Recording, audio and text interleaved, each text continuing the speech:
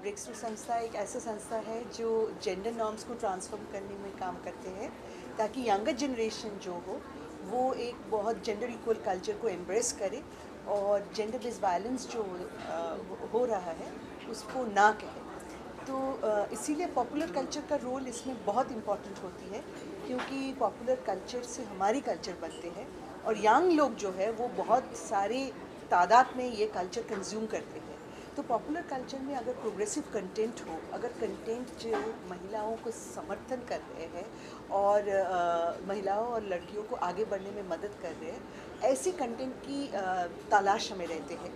And when we look at Bollywood, Bollywood shapes culture. So if we can find progressive content, जो content औरत और लड़कियों को आगे जाने में मदद करेंगे, तो ऐसी कंटेंट लिखने वाले और ऐसी कंटेंट तैयार करने वाले लोगों के साथ हम एक रिलेशनशिप बनाना चाहते हैं। तो उस रिलेशनशिप के हिसाब से हम 2 साल पहले फुर्सत में सीरियस बातें बोल के एक टॉक शो लॉन्च किया था। वरुण ग्रोवर ने उसको एंकर किए थे और वो वरुण की यूट्यूब चैनल में रिलीज़ हुआ था और इस साल हम उसका सीज़न 2 बनाने जा रहे हैं। बन चुके हैं, ये लॉन्च है उसके लिए और सुचरिता तेगी ने इसको एंकर किया है और बाकी आप शो में देखेंगे ज़रूर। तो हम वो लॉन्च करने के लिए मुंबई में आए हैं और इंडस्ट्री के लोगों के साथ थोड़ा सा रिलेशनशिप बनाने के लिए ताकि हम और भी ज़्यादा ऐसे प्रोग्रेसिव कंटेंट तैयार करने में मदद करें। Thank you.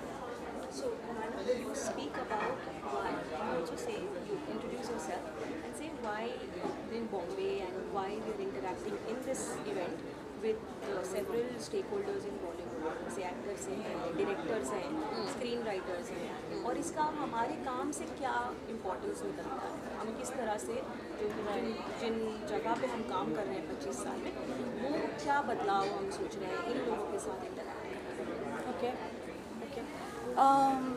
नमस्ते, मेरा नाम नॉयना है और मैं ब्रेक थ्रू में सीपीओ यानी चीफ प्रोग्राम ऑफिसर हूँ और ब्रेक थ्रू कुछ 25 सालों से काम कर रही है ताकि किस तरह से लोग जेंडर बेस्ड वायलेंस को एक्सेप्ट करना ना शुरू कर दें। और जो हम देखते हैं कि जेंडर बेस्ड वायलेंस के लिए एक एक्सेप्टेंस है, लोग बोलते हैं कि औरत हैं तो उनको ऐसे ही चलना चाहिए, औरत ही किसी तरह से वो she is asking for it. तो ब्रेक थ्रू लगातार इस पे काम करने की कोशिश करती है कि कैसे ये अमान्य हो, कैसे ये जेंडर बेस्ड डिस्क्रिमिनेशन और जेंडर बेस्ड वायलेंस अमान्य हो। और इसके लिए हम लोग कई स्तरों पे काम करते हैं। हम ज़मीनी स्तरों पे काम करते हैं एडोलेसेंट्स और यंग एडल्ट्स के साथ, यानी 11 से 25 साल के लोगों के साथ। और उसके बाद हम लोग कोशिश करते हैं कि हम एक जो बड़ा मीडिया है उसके साथ भी काम करें, क्योंकि मीडिया बहुत तरह से लोगों के दिमाग में कहानियाँ डालते हैं और ये कहानियाँ सिर्फ एक्टर के ज़रिए नहीं है ना, ये एक्टर, डायरेक्टर, स्क्रीन राइटर, जो लोग एक सिनेमाटोग्राफर, किस तरह से ट्रीटमेंट हो रहा है सिनेमा का, इससे भी बहुत कुछ फ़र्क पड़ता है। और इसी सब को देखते हुए हम मुंबई में आए हैं और हम लोग चाहते हैं कि ये जो बातें हैं, ये जो अलग तरह की बातें हैं कि लड़की होगी तो ऐसी ही होगी, लड़का होगा तो ऐसे ही होगा, ट्रांसजेंडर होंगे तो ऐसे ही होंगे, इस तरह की बातों से आगे बढ़कर अगर हम एक नैरेटिव क्रिएट कर पाएँ, इसकी वजह से आज हम लोग मुंबई में हैं और लोगों के साथ बातचीत करने आए हैं। बहुत बहुत शुक्रिया।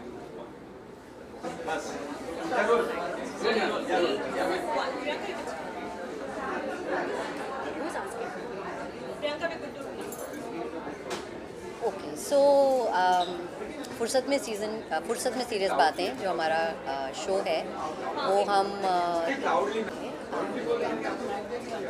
मेरा नाम प्रियंका है, मैं ब्रेक थ्रू संस्था से हूँ। मैं ब्रेक थ्रू में काम करती हूँ और मैं वहाँ कम्युनिकेशंस और पार्टनरशिप सेट करती हूँ। ब्रेक थ्रू का जो विज़न है इस शो को लेकर वो ये है कि हम चाहते हैं कि जब हम कहानियों की बात करते हैं तो कहानियों के माध्यम से हम कैसे ऐसे नैरेटिव्स लेके आएँ जो कि आजकल इतने ज़्यादा देखने को नहीं मिलते, क्योंकि जब हम कंटेंट की बात करते हैं और कंटेंट हर जगह बन रहा है आजकल, चाहे डिजिटल हो, चाहे ओटीटी हो, चाहे फिल्म्स हो, तो हम देखते हैं कि उसमें काफ़ी वायलेंस भी है, उसमें काफ़ी स्टीरियोटिपिकल नैरेटिव्स भी हैं। कहानियों में जो कैरेक्टर्स हैं उनकी रिप्रेजेंटेशन या उनकी कैरेक्टराइजेशन एक तरीके से की जाती है।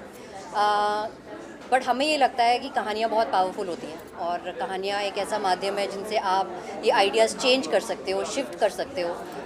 जो लोग इनको देखते हैं, स्पेशली यंग लोग जो एक्चुअली बहुत सारा कंटेंट कंज्यूम करते हैं, क्या हम उनको कोई ऐसी कहानियाँ दिखा सकते हैं जिससे कि उनको थोड़ा सोचने पे, जिससे वो मजबूर हों, जिससे उन्हें लगे कि ये भी एक तरीका है कहानियाँ कहने का। सो वो सोच के हमें लगा कि अगर हमें ये कहानियों के बारे में बात करनी है तो हमें उन लोगों से बात करनी पड़ेगी जो ये कहानियाँ कहते हैं, जो लिखते हैं, जो स्टोरी टेलर्स हैं, जो राइटर्स हैं, जो प्रोड्यूसर्स हैं, जो कंटेंट क्रिएटर्स हैं। क्या ऐसा हो सकता है कि हम लोग मिल के इस बारे में बात करें? तो ये शो उसी के बारे में है। सीज़न 1 हमने 2022 में वरुण ग्रोवर के साथ किया था, जो उनके यूट्यूब चैनल पे रिलीज़ हुआ था और उससे हमें बहुत ज़्यादा इंकरेजमेंट मिली।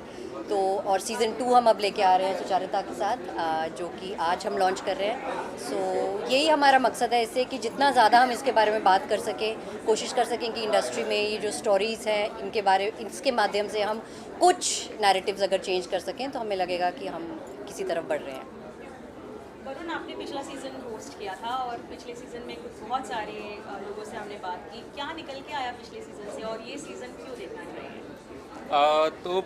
2 साल पहले, जैसा कि प्रियंका ने बताया, breakthrough came to me and they had this idea of doing a chat show जहाँ पे हम क्रिएटर से बात करें उनके क्रिएटिव प्रोसेस के बारे में। स्पेसिफिकली अगर किसी भी उनके काम में, फिल्म में, शो में कोई वायलेंट सीन है तो वो वायलेंस के पीछे का लॉजिक क्या है, बस वो समझने की कोशिश हम करें ताकि एक समझ आए उनको भी और देखने वालों को भी और जो बाकी के क्रिएटर्स हैं उनको भी कि वायलेंस के डिपिक्शन के कितने तरीके हो सकते हैं और उसको किस तरह से ऐसा बनाया जा सकता है where it is not gratifying, it is making sense in the show or in the film, but it is not promoting violence in the society. तो ये एक बड़ा ही थिन लाइन है और क्रिएटर्स बहुत जनरली बहुत जल्दी ऑफेंड हो जाते हैं अगर उनको बताया जाए कि ये इस तरह से नहीं करना है या इस तरह से करना है. So of course that was not the idea.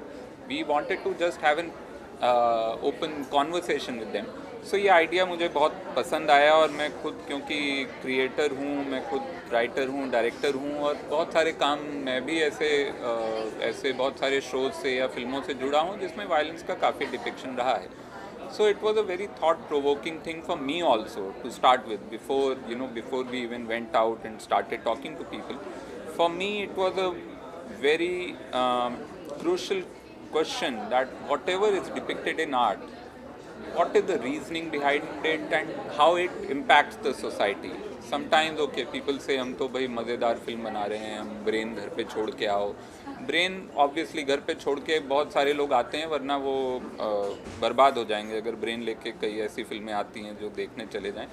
लेकिन बॉडी लेके जाना पड़ता है and your body is still affected by what you see. So you have to be aware of what you are making. तो ये सारे डिस्कशन हमने पिछली बार जब सीज़न 1 किया फुर्सत में सीरियस बातें का, तो we had these discussion with a lot of creators who have had a very big impact on our society in the last decade, I would say, with their works. So इससे निकल के ये आया, 2-3 चीज़ें निकल के आई. मेरे लिए, अपने लिए बहुत बड़ी लर्निंग थी. I am sure people who came on the show and had a conversation, I'm not saying they went back with some drastic change in their whatever, but at least they also got to talk about their creative process in this particular lens, which no one talks about. Another major impact I would say, is actually that these conversations are happening in an industry which doesn't talk about anything which has to do with figuring out how to do something better. The industry is always in a very self-congratulatory mood. तो वहाँ पे एक space बना और वहाँ पे बहुत सारे ऐसे क्रिएटर्स आए who are very very well known and very popular. So they came. So them being on this show and talking about the creative process and talking about violence, depiction of violence, has started, I think, a good trend where we should be talking about more of this. And now thankfully, to take it forward, we have someone like Sucharita here who is doing the season 2 of it, and with many more creators. So Charita, now maybe you can tell us Yeah. what's yeah. I talk about फिल्में हर हफ्ते, मेरा काम ही है और मुझे बहुत पसंद है फिल्में देखना और उनके बारे में बात करना, बिकॉज ये लाइक वरुण साइड दिमाग घर पे छोड़ के आओ कहने के लिए बड़ी फ़नी चीज़ होती है, बट ये इतनी आउटडेटेड चीज़ है।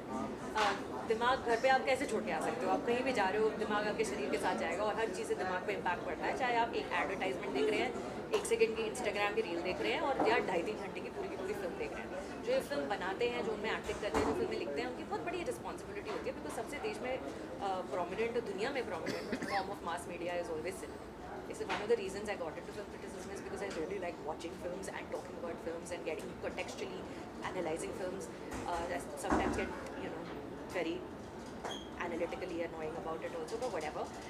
So when Breakthrough came to me with this offer, पहले तो वरुण ग्रोवर ने जो पहला सीजन किया था, was a big fan, very good 4 episodes they did, very interesting people and interesting conversations as well.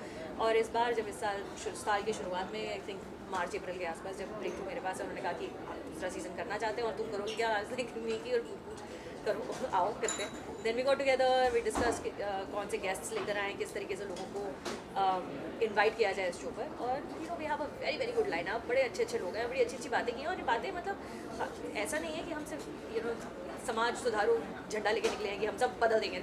फिल्मों के बारे में बातें, उनके काम के बारे में बातें, बिकॉज कोई फिल्में बना रहा है तो वो मोस्टली अपनी फिल्म के बारे में सोच रहे हैं, अपनी कहानी के बारे में सोच रहे हैं, और उस सोच में उनकी सोच क्या है, ये कोशिश की है निकालने की इंटरव्यूज़ के थ्रू।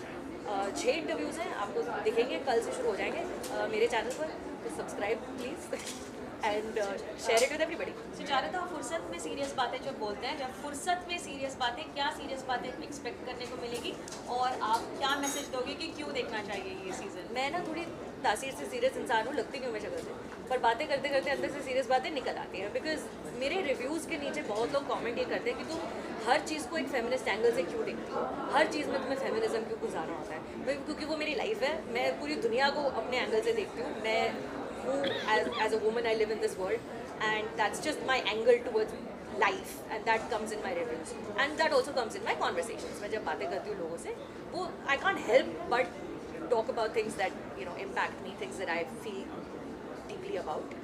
और फुर्सत, क्योंकि जिन लोगों से हमने बातें की है, बड़े आराम से लंबी 40-40 मिनट की कॉन्वर्सेशंस हैं, 40 मिनट 1 घंटा, तो बहुत फुर्सत में बातें की हैं, और देखो क्या निकल के आता है। प्लीज़ देखिएगा, बताइए।